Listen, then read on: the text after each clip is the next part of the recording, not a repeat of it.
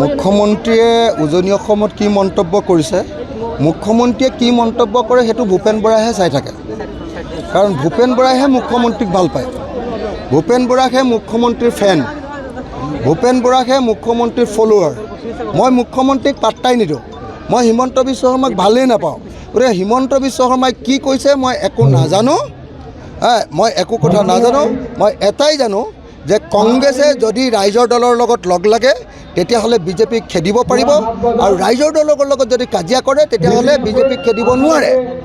আৰু বিজেপিক যদি খেদিব নোৱাৰে, সদায় মুছলমান মানুহে তেওঁলোকক ভোট দি নাথাকে। আমি সকলোৱে লগ লাগি বিজেপি দলক খেদিব লাগিব, আৰু বিজেপি দলক খেদিবৰ কাৰণে কংগ্ৰেছ আৰু ৰাইজৰ দল একলগ হ'ব লাগিব। বিধায়ক দুয়োগৰাকী মন্তব্য কৰিছে যে একেটা নিশাৰ ভিতৰত ইমান পইচা ক'ত পালে আৰু এনেকৈ ইমান ডাঙৰ প্ৰচাৰ কৰিছে, হয়তো বিজেপিৰ পৰা। মোক এটা কথা কওকচোন, আপোনালোকে কোনে চুৰি আছে?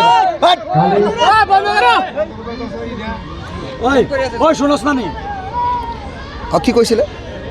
জাকিৰ হুছেইন চিকদাৰ কংগ্ৰেছৰ আৰু AIUDFৰ বিধায়ক আশৰাফুল ইছলামে কৈছে যে একেটা নিশাৰ ভিতৰত ইমান টকা ক'ৰ পৰা পালে। মই নহয়, আপোনালোকে আমি সংখ্যালঘু এলেকাত যিবিলাক মিটিং কৰিছোঁ, মিটিংবিলাকত এটাতো মণ্ডপ নাই, এটাতো পেণ্ডেল নাই, এটাতো এখনো চামিয়ানা বা ৰভা দিব পৰা নাই। চব ৰ'দত কৰিছোঁ। মোৰ চেহেৰা চাওক, মই শুকাই গৈছোঁগৈ। আৰু এই যিটো উঠি লৈছোঁ, সৰুকৈ এটা মঞ্চ বনাইছে, সেই মঞ্চটোৰ খৰচটো কেণ্ডিডেটজনে কৰিছে, বাকী মিটিঙত 1 টকাও খৰচ নাই। আমি তেনেকৈ মিটিং কৰোঁ। তেওঁলোকে মানুহক পইচা দি মিটিঙলৈ আনে। গতিকে তেওঁলোকে ভাবে যে ৰাইজৰ দলেও পইচা দি আনিছে নেকি। আমাৰ মিটিঙত কোনো খা খৰচ নহয়। মোৰ পেট্ৰলৰ মোৰ গাড়ীখনত ডিজেল ভৰাইছোঁ, আৰু বাকী ইয়াৰ কেণ্ডিডেটবিলাকে মোক থাকিবলৈ দিছে, ডিষ্ট্ৰিক্ট কমিটিয়ে মোক থাকিবলৈ দিছে, খাবলৈ দিছে। তাৰ বাহিৰে মোৰ 1 টকাও খৰচ নাই। গতিকে তেওঁলোকে হিমন্ত বিশ্ব শৰ্মাৰ পৰা আনি মিটিং পাতে কাৰণে ভাবিছে যে ৰাইজৰ দলেও এতিয়া ক'ব পৰা পইচা পাইছে নেকি। যে পুলিচে সংখ্যালঘু যুৱকবিলাকক কিবা কেছত ধৰি লৈ গৈছে, আৰু ৰাতি 2টা বজাত দৌৰিবলৈ দি পিছফালৰ পৰা গুলিয়াই মাৰি পেলাইছে। হয়নে নহয় ৰাইজ? হয়নে নহয়? এই চৰকাৰখনেও আমি দিছিলোঁ মানুহৰ জীৱন আৰু সম্পত্তি ৰক্ষা কৰিবৰ কাৰণে দায়িত্ব। এটি উল্টাই অসমৰ মানুহৰ জীৱন আৰু সম্পত্তি ধ্বংস কৰি আছে। হয়নে নহয়?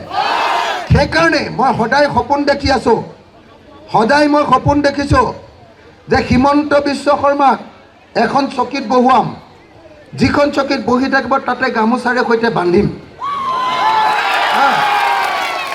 বান্ধি লৈ এনেকৈ এনেকৈ এনেকৈ এনেকৈ খেলি লৈ একদম ব্ৰহ্মপুত্ৰলৈ দলিয়াই দিম।